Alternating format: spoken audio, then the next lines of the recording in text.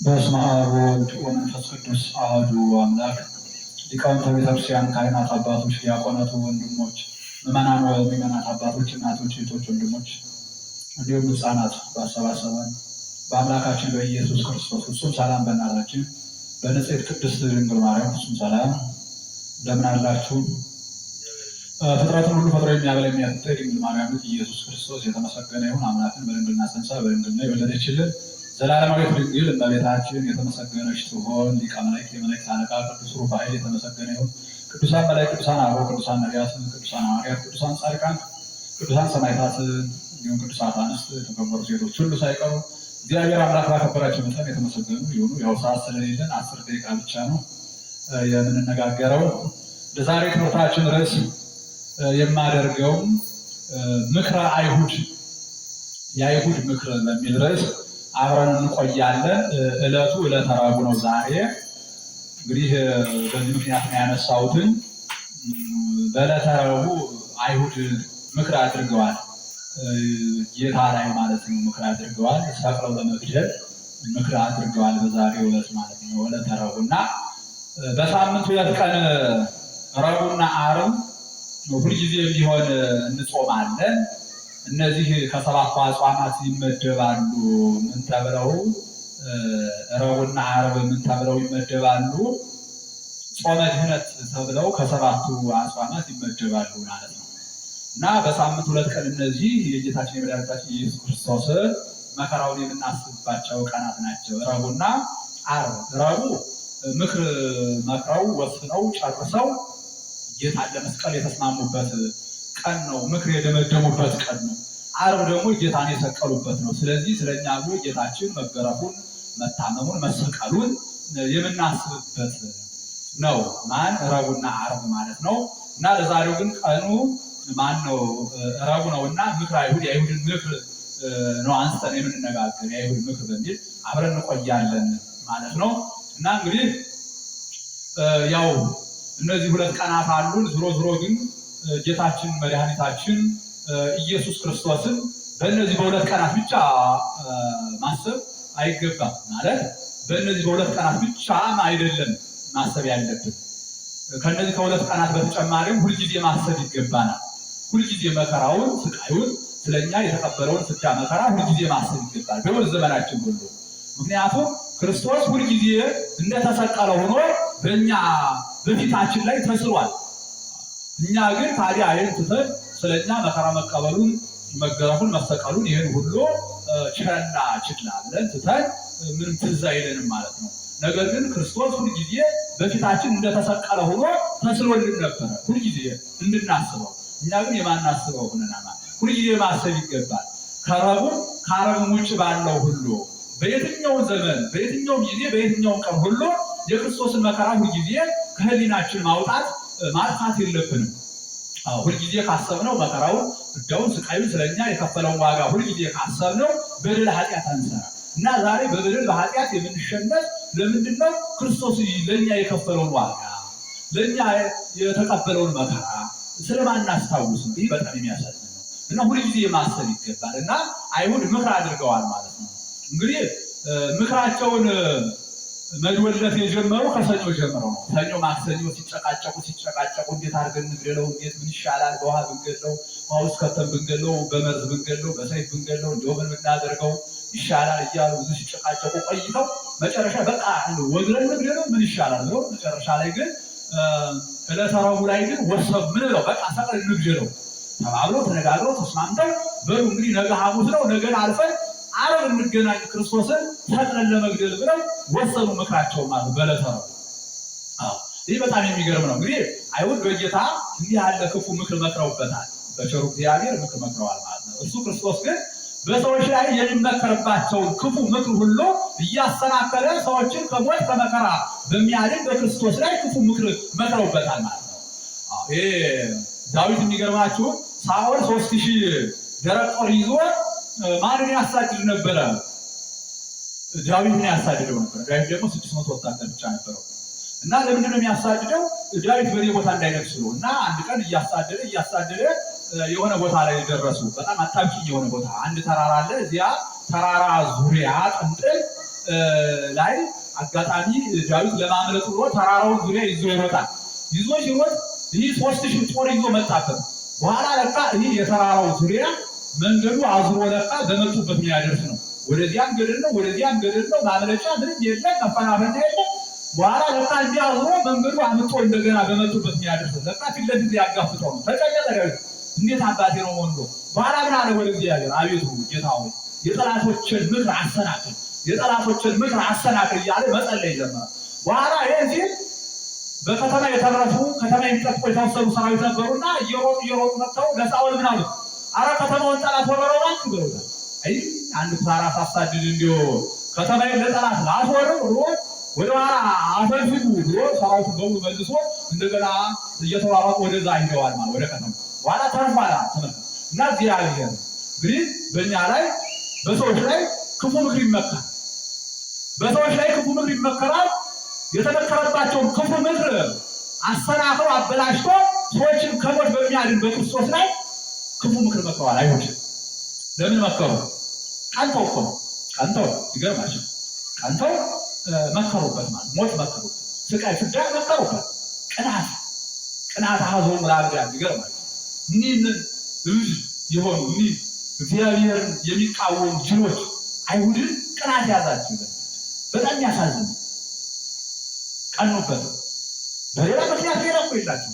በቅናት እኮ በቃ አልዓዛርን በአራተኛ ቀን ፎቶ ያስነሳው ወለተ የኢያኢሮስ ልጅ ከሙታን ያስነሳ ወልደ መበለት የመበለቷን ልጅ ከሞት ያስነሳ በደረቅ ግንባር በበርጤሜዎስ ግንባር ላይ ዓይን ቢፈጠር ለ38 ዓመት ተይዞ በብሻ ተይዞ ወርጦ ይኖር የነበረ መጽሐፉን ወጥራና ፈቀር አልጋን ተሸክመ ተነስሮ ቢፈውሰው በዚህ ሁሉ ቀንተው ከዚህ በኋላ ህዝቡ በሙሉ ጠቁሮ ወሰደው።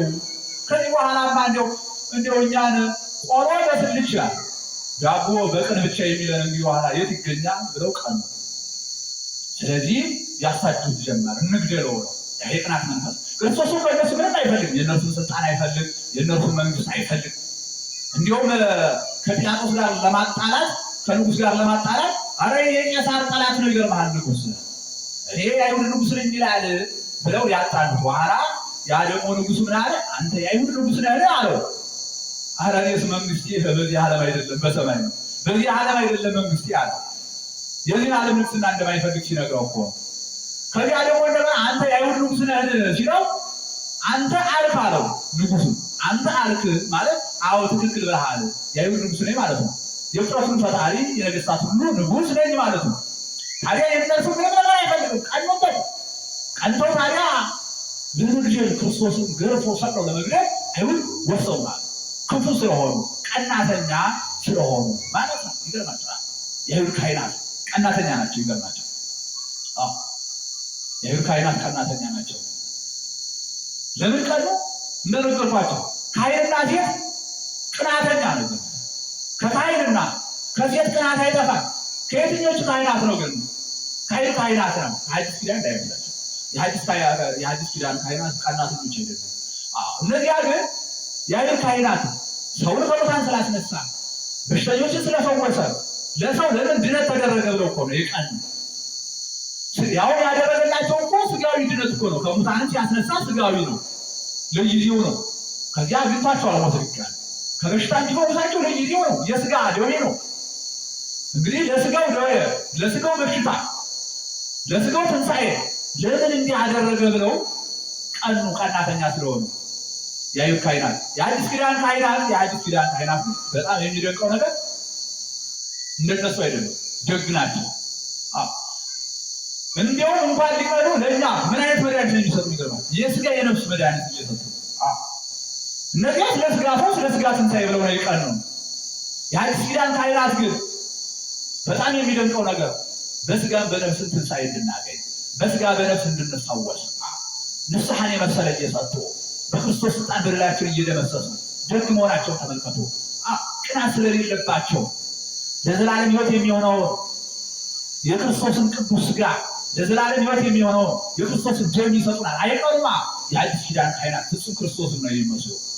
በጣም የሚደንቅ። እነዚያ ግን ፈርሶ አምላክ ሆኑ ናቸው። ወዳቸው አምላካቸው ገና ህዝቡ ተቀርቦ ወደሱ ሄደ ያላላን የለም ነው።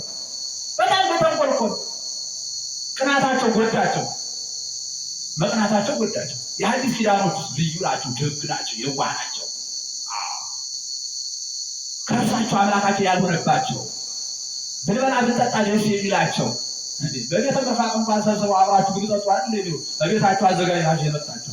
ከዚያ ደግሞ የሥጋ የነፍስ ምግብ የሆነ የክርስቶስን ሥጋና ደም የሥጋ ምግብ የሥጋ መጠጥ የሆነ የክርስቶስን ሥጋና ደም ለዘላለም ሕይወት የሚሆነው ተመልከቱ። ይህን ይሰጡናል። ቅናት ስለሌለባቸው ደግ ስለሆነ የሐዲስ ኪዳን ቅናት ፈጽሞ የሌለባቸው ንስሐ ይሰጡናል። በንስሐ በደላችን ኃጢአታችን ምን ለማድረግ ለመደምሰስ በብዙ ትሪሊየን ዶላር እኮ በአሁኑ ሰዓት ለምሳሌ ሰው ኃጢአቱን ሊደመስስ አይችልም። ለኃጢአት ስርየት ማግኘት አይችልም ንስሐ ካልገባ በስተቀር ማንም ይሆናል። ካህናት ግን ያለምንም ገንዘብ በነፃ ምቀኝነት ስለሌለባቸው በነፃ ንስሐ ሰጥተው ጊዜ ይፍታ በማለት በደላችን ይደመስሳል። እኛ አንድ ሳሙና እንኳን እንላለን እንዴ ነው ለልብስ ማጠቢያ እንደው ሻሽስ እንገዛለን በጣም ይገርም እኮ ለልብስ ማጠቢያ እንኳን እንሰጣለን። በደል እንደምስሰው እኮ በትሪሊየን ዶላር እንኳን በደላችን ልንደመስስ የማይቻል ሲሆን በነፃ ያለምንም ገንዘብ በነፃ የሰጧችሁን በነፃ ስጡ ብሎ ጌታ እንደተናገረ በነፃ በደላችን የሚደመስሱ ካህናት ጻድቁ ግን እኛ ግን አንድ ሳሙና እንላቸው። የሐዲስ ኪዳን ካህናት ቅናት የለባቸው ልዩ ናቸው። እነዚህ አዲዎቹ ግን የአይሁድ ካህናት ቀናተኞች ክፉ ናቸው። በቅናታቸው ተጎዱበት። ይገርማቸዋል። በቅናታቸው ተጎድቷል። ምቀኝነትን ቅናትን ጌታ አይወድም። ሕይወት ክርስቶስ በእጃቸው ሁሉ አልዳኑበትም። ቀናተኛ ስለነበሩ ቅናተኞች ስለነበሩ ሕይወት ክርስቶስ በእጃቸው ነበር፣ ግን አልዳኑበትም። ይገርማቸዋል። እና ክርስቶስና አይሁድ ተላለፉ። ይገርማቸዋል።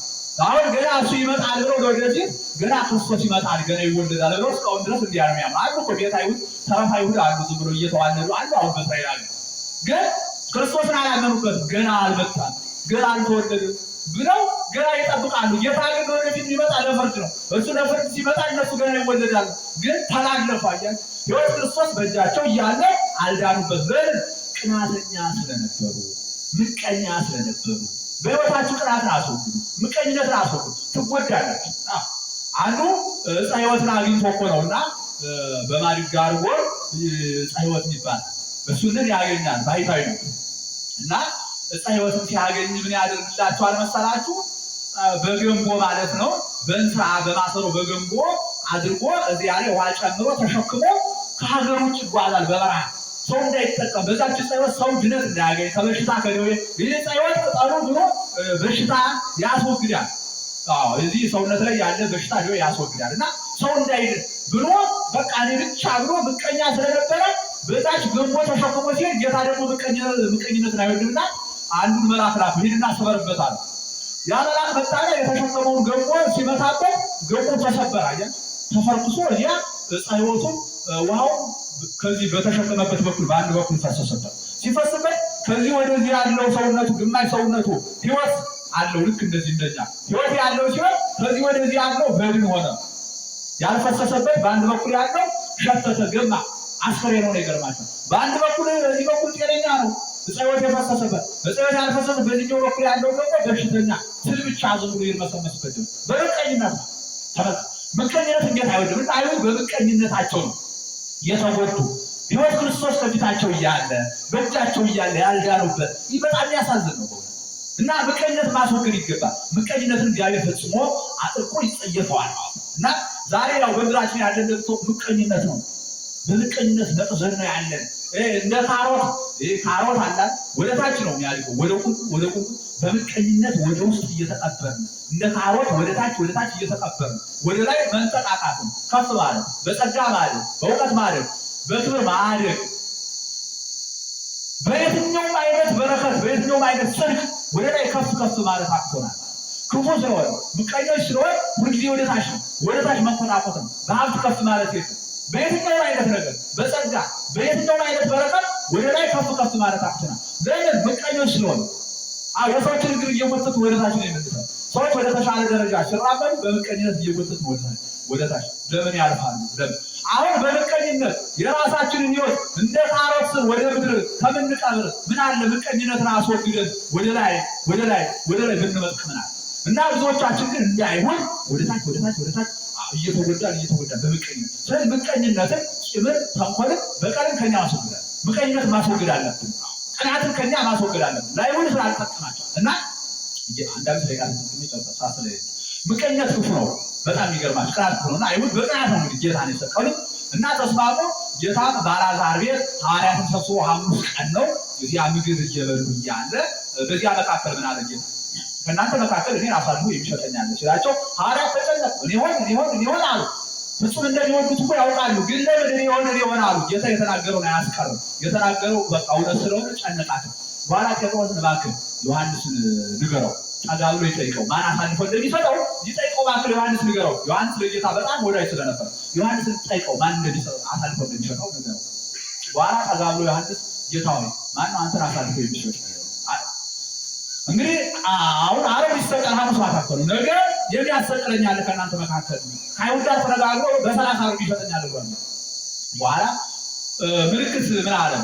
ዶሮ ተሰርቷል፣ የፋሲካ በግ እዚያ ተሰርቷል እና እንግዲህ በእንጀራው ወጡን ጠቅሼ ማጎርሰው እሱ ነው ምልክት ይሆናችሁ ብሎ ይህን ነገራቸው። ከዚያ ወጡን ጠቅሶ አጎረሰው። ሌላ ሁለተኛ ምልክትን ሰጥቷል። ወጡቱ ላይ ድስቱ ላይ እጁን ያስገባል። እሱ እኔን አሳልፎ ይሸጠኛል። በኋላ የሚበራው መብራት በታምራት ጠፋ። ጌታ ጠፋ። በታምራት እየበራ ያለው መብራት ሲያጠፋው ይሁዳ ሌባ ነውና እጁን ቀጥታ ድስት ላይ ዶሮ ወጥ ላይ ድስት ላይ ሰደደው። በኋላ እዚያው እጁ ላይ እንዳለ ጌታ ወዲያው ከመቅረስ ሲያበራበት እጁ እዛው ላይ እንዳለ ወዲያው ሁሉ አየሁ። ደነገጠ። ከዚያ ደግአው ይህ ምስክር በሶስት ይጸናልና ሶስተኛ ምን አደረገ? በረንዳ ላይ ያለችውን ድንጋይ ነይ መስክሪበት በይሁዳ ብሎ አዘዛት ጌታ በታምር። ድንጋይ መጣችና ሐዋርያትን ዙራ በይሁዳ ጭንቅላት ላይ ተቀመጠችና ነገ በዕለተ ዓርብ አሳልፎ የሚያሰቅለው ይሄ ነው ብሎ ድንጋይ መሰከረች በተዋንደረ። በኋላ ይሁዳ ተናደደና ጌታን ሰደበው። ወልደ ዮሴፍ አንተ የዮሴፍ ልጅ እኔ የባሕርይ አምላክ ነው ብመሰክርልህ ድንጋይ አስገብተህ ድንጋይ ታስመሰክርብኛለህ ብሎ ምክንያት አገኘ። እንግዲህ እኮ ያለ ምክንያት ቀድሞ እኮ ሽጦታል፣ ተነጋግሮ ወስኗል። አሁን እችን ምክንያት ያለን አሁንም አገኘው እንተያያለን አለና ፊት ለፊት ጌታን ሰደበው። በኋላ ወጣና በረንዳ ላይ ደጅ ያለ ወደዚያ ደጅ ያለ አይሁድ ይመጡ አይመጡ ለምን ዘገዩ እያለ ወዲያ ደጅ ያለ 10 ጊዜ ይገባል ይወጣል። ከነሱ ፊት እኮ ይወጣል። ጠላት እኮ ወዳይ ሲያመጡ ከባድ እኮ ነው። ወደፊት መጓዝ እኮ ነው። ክፋት ማጥናት መመለስ ይገባል። በኋላ በቃ ወጣ ብሎ ደጅ ያለ 10 ጊዜ ይገባል ይወጣል። ጌታ ምን አለ? ይሁዳ ያሰቀውን ቶሎ ፈጽም አለው ጌታ። በኋላ ተናዶ ወጥቶ ሄደና ወደ ሚስቱ ይሄዳል። ማታ ነው ከመሸ ወደ ሚስቱ ሲሄድ ያ የተበላ ዶሮ ነበረ፣ መረቁም የተበላ ነው። ጌታ ዶሮውን ተነስቶ በታምራት አሰነሰው። ይሁዳን ተመረረውና ምን እንደሚነጋገር ሰምተህ ንገረኛ ለታምር ነው።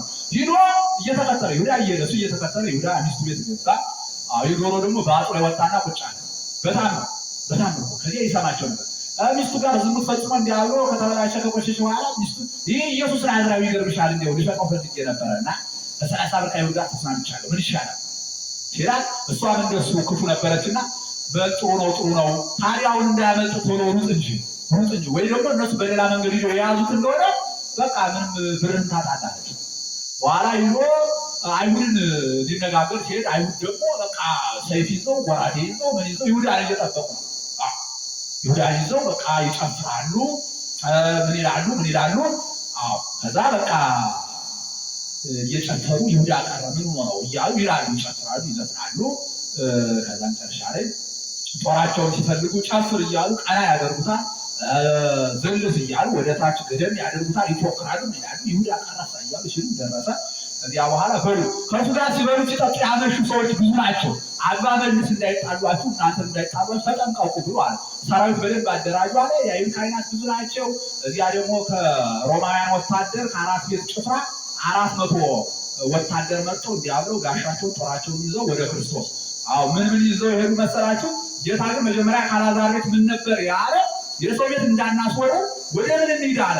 ወደ ጌቴሴማኒ እንሂድ፣ የሰው ቤት እንዳናስወረው ወጌታ እንደው ሐዋርያትን ተናገራቸው። ወጣ እዚ ኢየሱስ እምቤተ አልዓዛር ምስለ አርዳይሁ ይላል። ምስለ አርዳይሁ ወሆረ ውስተ ጌቴሴማኒ ውስተ አጸደ ጌቴሴማኒ እንተ ይእቲ ፈለገ አርብ ጌቴሴማኒ ወደምትባል የአትክልት ቦታ ይዟቸው ሄዷል ማለት ነው። 12 ነበሩ፣ ይሁዳ ሄዷል፣ 11 ቀሩ ማለት ነው። ከ11 8ቱን ምን አደረገ ጌታ? ገና ልባቸው ያልጸና ጠንካራ ስላልነበሩ የኔን መከራ አይተው ይክዳሉ ብሎ በሰው መንደር ሂዱና በሰው መንደር ተኙ ሂዱ ከዚህ ብሎ ሸኛቸው። ከዚያ ያዕቆብ ዮሐንስ ጴጥሮስን ይዞ ወደ ጌቴሴማኒ ሂዶ በዚያ እየጸለየ እያለ እየሰገደ 3 ጊዜ እየተመላለሰ እያያቸው ነበር ማለት ወደ መከራ እንዳትገቡ ትጉና ጸልዩ እያለ ሲል በኋላ አይሁድ ያው መጥተዋል ማለት በሶስተኛው እንደውም ጌታ አሁን መጥተዋል ተነሱ በቃ ይሁዳ አያስተኛችሁ ብሏል። እነሱ ግን እንቅልፍ ይዟቸው እያሰቃያቸው ነበር። በልተው ጠጥተዋል፣ ሆዳቸው ሞልቷል። በዚህ ላይ ደግሞ የጌታን መከራ ሰምተው ነበር። እንቅልፍ እያለ እያስቸገራቸው ነው። ዛሬ በዚህ ዓለም መከራ የሚያገኘው ሰው ነገ መከራ ያገኛል የሚባል ሰው እንቅልፍ እንደሚለው እንቅልፍ እያላቸው ሲቸገሩ በኋላ መጥተው ጌታ እዚያ እየጸለየ እያለ አይሁድ መጥተው ይዘው ያስጨንቋቸው ጀመረ። በኋላ ሳያስክዷቸው ብሎ እጃቸውን ወርወር አድርጎ አይሁድ ከፊታቸው ቆመና እነሱን አትንኳ ለምን መጣችሁ ሲላቸው ኢየሱስን ናዝራዊ ፈልገን እሱ ወዲያው ገና ጌታ ሲናገራቸው ማስደንጋጭ ቃል ሲናገራቸው ማለት ነው ማንን ትፈልጋላችሁ እናንተ ክፉዎች ሲላቸው ሁሉ ወድቀዋል፣ በልባቸው ወድቀዋል። ድፍት ነው አይሁድ ማለት ነው። ወታደሩ ሁሉ በልባቸው እዚያ በልባቸው ወድቀው ገሃነምን ሲያሳያቸው በኋላ አነሳቸውና ማንን ትፈልጋላችሁ? ኢየሱስ ናዝራዊ ገሞ አስደነገጣቸውና በጀርባቸው ወደቁ። መንግስተ ሰማያትን ሲያሳያቸው ግን አታገኟትም ሲሉ እንዲህ ብለው በሶስተኛው መጨረሻ ላይ እኔ ያዝ እንጂ ፍቀድልን ብለው አሉት። ከዚያ ይዘውታል። ከዚያ በኋላ ያው መከራ አድርሰውበታል። ሌሊቱን ሙሉ አረም እንግዲህ ሲገርፉት ብለው 6 ሰዓት ሰቅለውታል ማለት ነው። እና ያው ሰዓት የለንም። ዝሮ ግን ምክረ አይሁድ በሚል ርዕስ ነበር የተነሳነ። የአይሁድ ምክር ክፋታቸው ምናቸው ግን ለምንድን ነው ሲባል ክርስቶስን ለመያዝ እና ለመስቀል ነበረ። ያው ቀኑ ለረቡዕ ስለነበረ ርዕስ ያነሳው ሌላ ቀን ማማራን ሰዓት ደግሞ